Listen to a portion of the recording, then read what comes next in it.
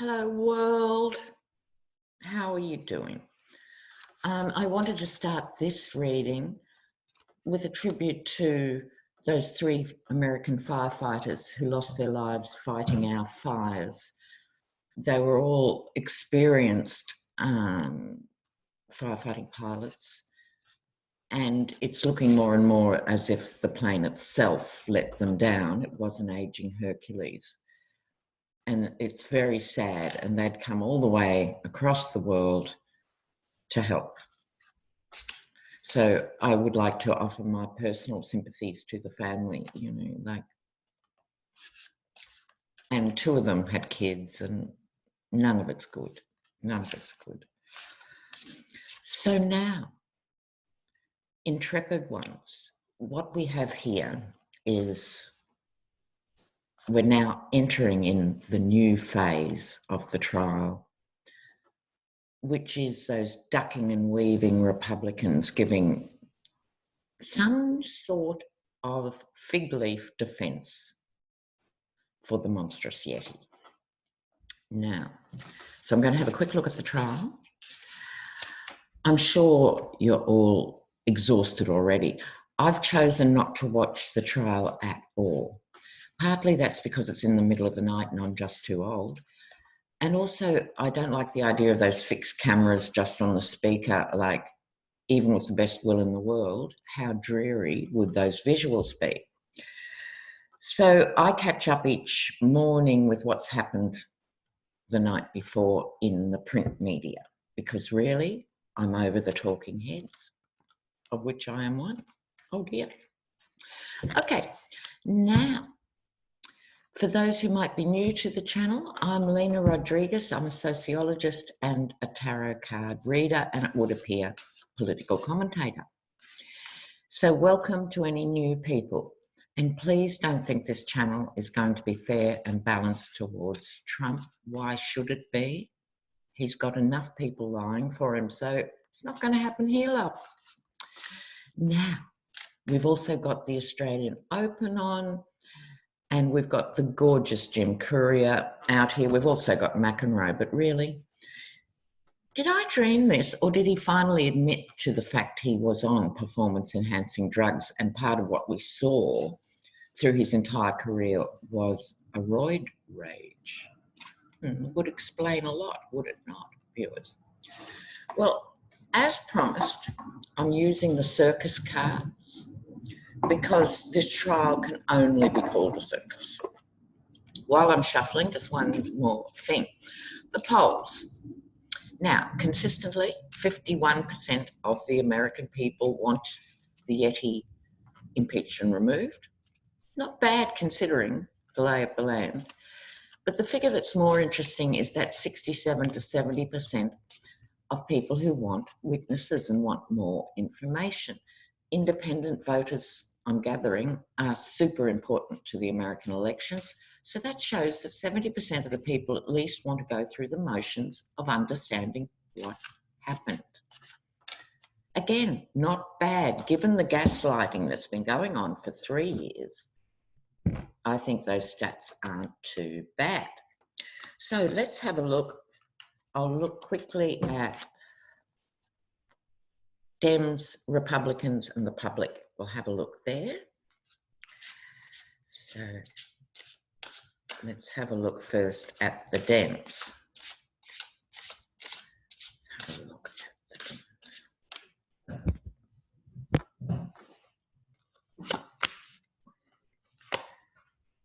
Dems. Not too bad. Not too bad.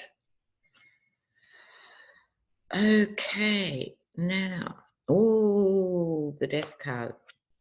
More Knight of Swords. Oh, they've got more to talk about. Okay, so on top here, we have the King of Cups. I love this image. In fact, most of these cards I really like. They're sort of, although they're verging on the comic, they also still manage to retain considerable serious content, if you like. Here, so we have the King of Cups father of the nation, I would put this as Adam Schiff. So he's doing a high wire act, but at the same time, this figure is quite relaxed. I'm sure relaxed isn't the first word that comes to his own mind about all this, but what it's saying is he knows his stuff. See how confident this person is, just swinging up. So his years of experience and thoughtfulness are actually backing him up now. He's dealing with the blatant hypocrisy and lies of the GOP, but he's managing to keep the flame of democracy and to keep the flame of genuine American fairness up in the air. He's doing his bit and he's doing it well. Now we have the magician here. I think it's different energy from Schiff. I don't think this is Schiff. So the magician, or here depicted as the maestro, I'm thinking that that's sort of more transformation. The magician card is about alchemy and transformation. So to me, Schiff has managed to engage. The maestro might be a single person I haven't thought of, or it could be the collective, the Dems collective. And that's more, seeing it's a reading on the Dems, I think it is more that. It includes Pelosi. It's about putting it in the mix and seeing what emerges from this process. It is the card of transformation. Now, here we have the dancing girls galloping along on the horse. And again, there's an effortlessness to this. So in other words, I think the Dems are going through the motions. This is normally the three women celebrating. It's way too early for celebrations, and I don't think the celebrations will be at the end of the trial. We're talking more down the end of the year. But it's bringing women on board. There is a feminine energy to this card.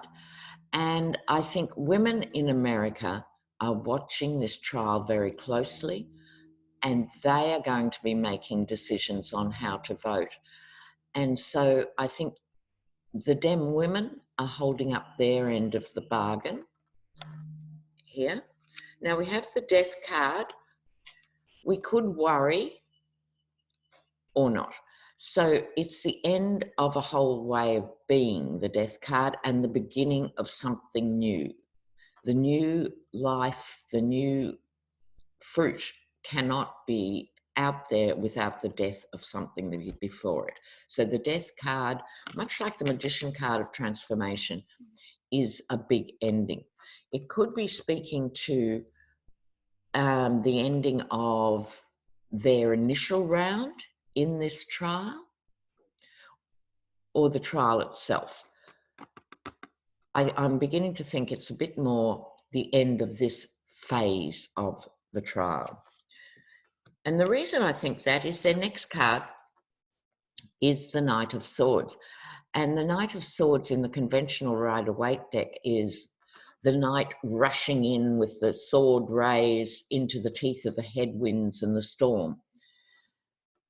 So this is, I think they're going to fight a bit more aggressively, Intrepid Ones. I think we're going to be a bit surprised. They're going to be so furious, I think, after 3 days of Republican waffle, lies, deceit, pulling the wool over people's eyes and just talking crap. They're going to be so outraged. They're going to come back fighting. I'm quite pleased to hear that. They've been far too civil, far too decent. It's misplaced. Talk about pearls before swine. They need to get more aggressive, and I think they will. Okay, so now let's look at where the Republicans are at this early stage of this rather pointless exercise. It couldn't be called democracy because it's being sabotaged by the Republicans at every point and turn. I do like and admire Andrew Napolitano from Fox. Won't call it Fox News, it's Fox Entertainment. He has consistently said for 6 months, if not more, Trump should be impeached. He keeps doing impeachable things. He's absolutely impeachable. Please impeach this man. So I'm amazed he's still working there. But as recently as last night, he said it again. All of this rises to any definition of high crimes in any sane world. So in fact, he's throwing the gauntlet back at the Republicans. So how are the GOP travelling? We'll have a look. Oh, the Republican elephant, the 10 of Wands, the King of Coins, Hierophant. Oh. Look, I don't think this is me giving you a jaundiced reading. These cards are not good, right? The 10 of Wands, the burden, the uphill task. Here's the Republican elephant trying to gather together and look strong and do what they can. But who are they representing? They're representing this out and out sociopath. And we must all take heart at all times that they cannot win from here, right? Either, heaven knows, we're due for a miracle, they could vote him out. Technically, legally, they could, but we all know it's so unlikely.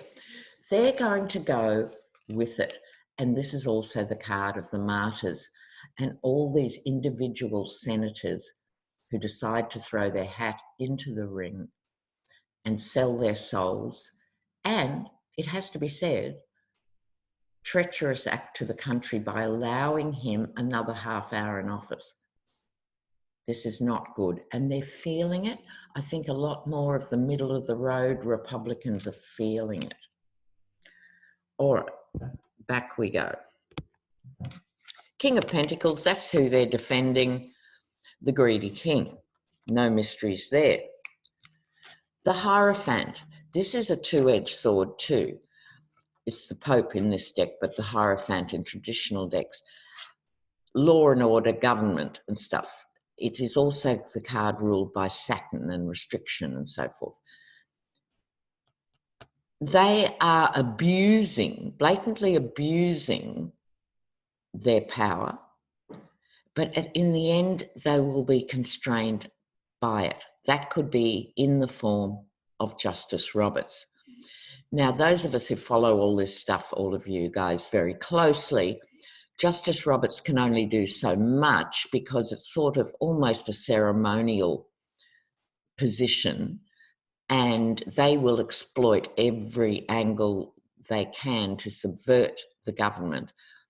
But I think here this is Justice Roberts who will do his best to convey law and order, but his hands ultimately are tied unless, I digress again, viewers, unless he decides he wants to stand up and be part of history and stretch his role himself. I'm hearing stretch. I don't think it's just stiffness in the chair.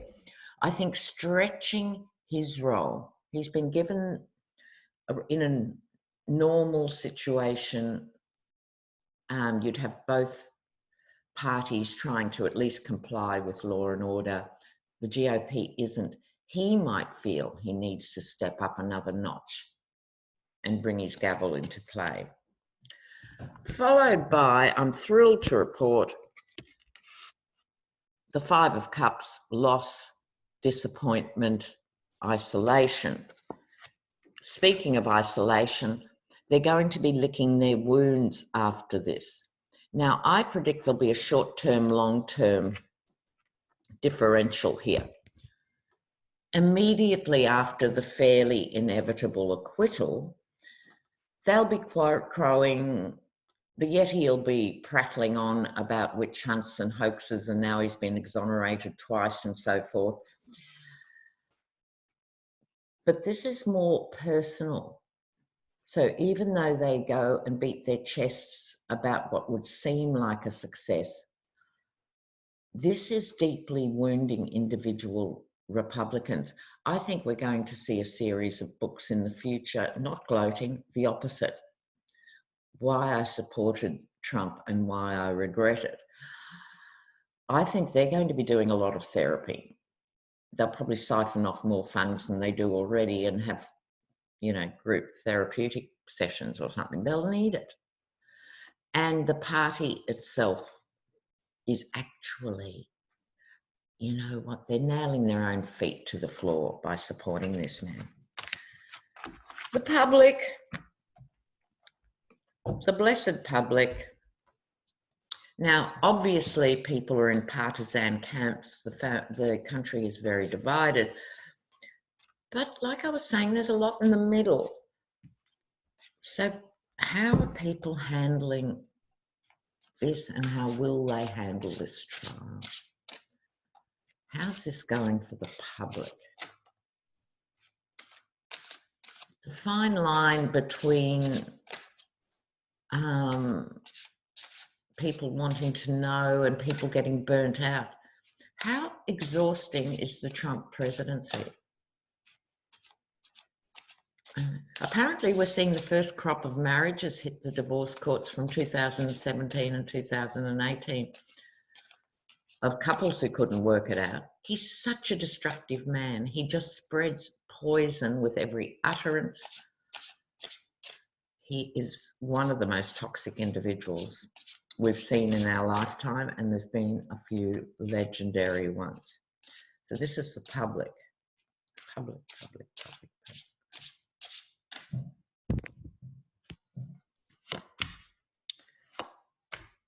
King of Swords. Oh, okay. I'm thinking they'll be on the fence in a good way, for now. So King of Swords, in traditional decks, this can be the figure of law and order and justice. In any event, it's cutting through the rubbish in its conventional meanings. But here, it's sort of got a different energy to it. This is the spruiker.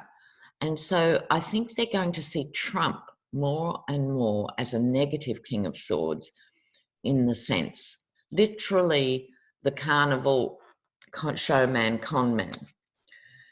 Then we have the High Priestess, the hidden agendas, some of which will be revealed in this trial, the majority of which are yet to play out behind the scenes.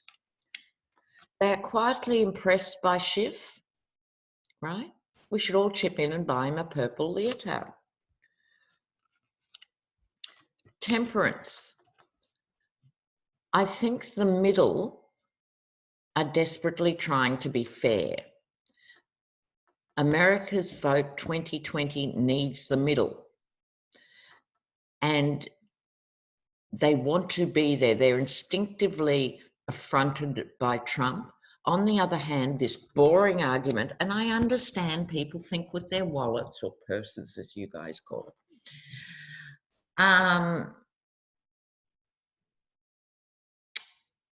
Where are they going to land on this? I think this is as good as you can hope for at the moment.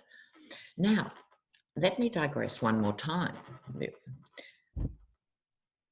People are beginning to distinguish between the stock market and the economy.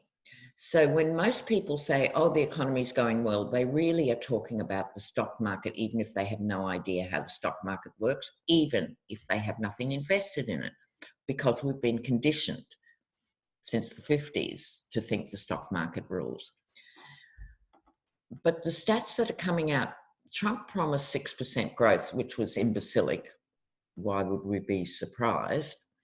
I mean, China's coming down from a 6% and they've flown to the top. It's under 2% growth. and people's lives have not changed, right? So they're beginning to feel that. So they're more open now, I think, than they were even 6 months ago. He's going to go on the hustings and say, I'm great. It's all the fault of the feds. Stick with me. But the lived reality is starting to kick in. And I remember saying 2 years ago, there's a 2 to 3 year delay in how the public reads the economy, right? Because most people believe business land, you know? Okay, I think that's quite a good card for now. Now, Jeff Bezos, Amazon. Do I have any sympathy for Jeff Bezos? None. 0. Minus 100, right? He treats his workers like robots. I think he's just warming up to the AI revolution. And remember when Alexander Ocasio-Cortez successfully fought against Amazon starting up in New York, and she got flack for a while because it was 25,000 jobs, the magic J word, but they are such awful jobs where adults have to put their hand up to go to the bathroom like children in primary school. You're not to talk to people either side of you and so forth, minimum wage. Oh, I won't say that because I don't know. Definitely it's minimum wage, but the conditions aren't good. Why do filthy rich people do this? They could be much more generous and just make things easier for people. People work hard for low incomes, but let them have a bit of, interaction on the day. Let them actually decide when to go to the bathroom themselves. Give them a more generous lunch break. Give them some paid holidays. I have to share with you, viewers, when I was working in California in the 70s, it was the heyday of good working conditions in Australia and the UK. So 4 weeks paid annual leave was normal. And it didn't matter if you worked for the railways or the post office or the mines or whatever, 4 weeks minimum annual leave and other conditions. And then I went to work in California and I couldn't believe how draconian your work laws were there. Since then, Australia and the UK have drifted into the gig economy, and now I barely know anyone who gets 4 weeks annual leave. A few older academics, a few older nurses, a few older professionals. But the millennials will never know that, right?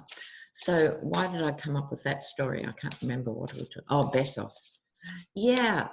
So he's a greedy, miserly, awful boss. However, it's been proved that he was hacked by the Saudis. So, I should say allegedly. Allegedly. I use the P word, proved. Allegedly hacked by the Saudis, except everyone knows it. So I'm going to see what that was about, because my real question is, did Trump via Kushner, who hates Bezos, say do this, or did they come up with it all on their own? The hacking of Bezos.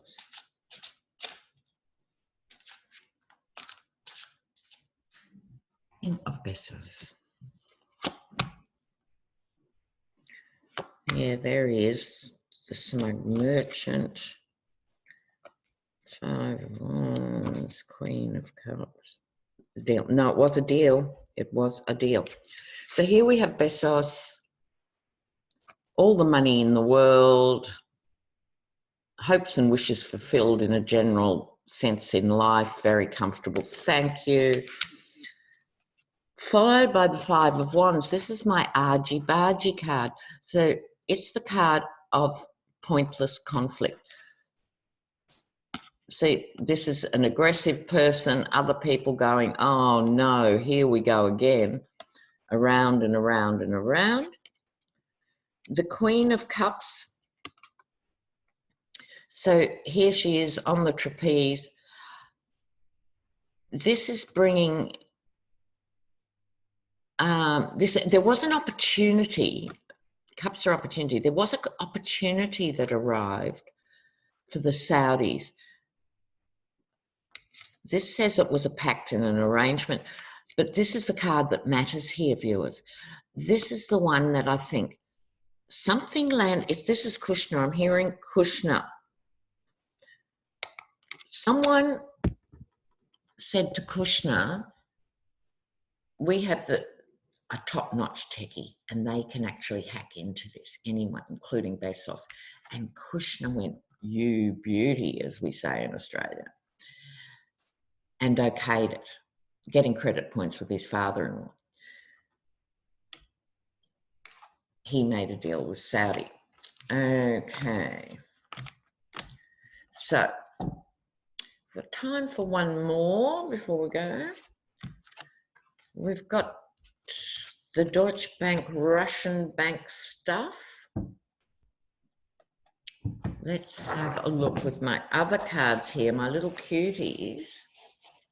I don't think I'll do the banks. I think what I'll do, because I've been curious, I've been meaning to read on it for ages, those 8 senators who went to Russia on the 4th of July. Staunch Republicans. I'd like to know a little bit more about that trip. I'd like to know more about that trip. These are the senators who went to Moscow. The senators who went to Moscow.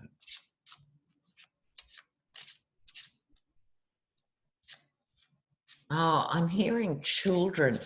I'm hearing children. By that, it's not their own kids. My feel is Putin thought of them as children. He had put his honey traps in place. Don't forget Maria Butina and others. This was part of a concerted campaign. I'm hearing orchestra, meaning orchestrated. God, I'm on today. I don't always have my clairvoyant channel switched on, and today it's just coming through. So he had the honey traps. He had the hackers into the DNC server and all of that. He had the NRA in his pocket. And this was another plank of a very concerted campaign. So what was the role of the 8 senators? Oops, what fell out? Amore. Look, let's have a look.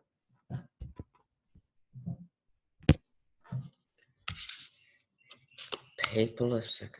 Oh, are my cards upside down? Yes, they are. So it's not a reversal, which means Amore was reversed. Oh, that's interesting. Right. Melancholy, yeah.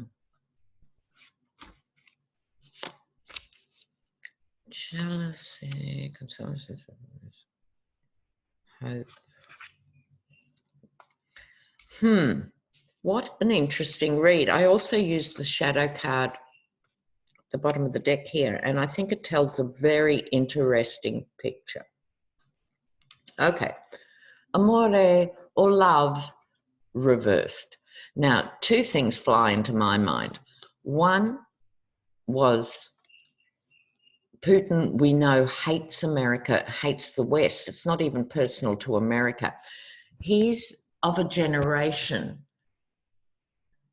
that was resentful of the West in all sorts of ways. I won't go into Putin's psychological profile here, but suffice to say, it has pushed him in all the repressive actions he has taken since he's been in power have been driven by his hatred and resentment of the West. So this is love reversed. It could also be read as GOP Republicans agree.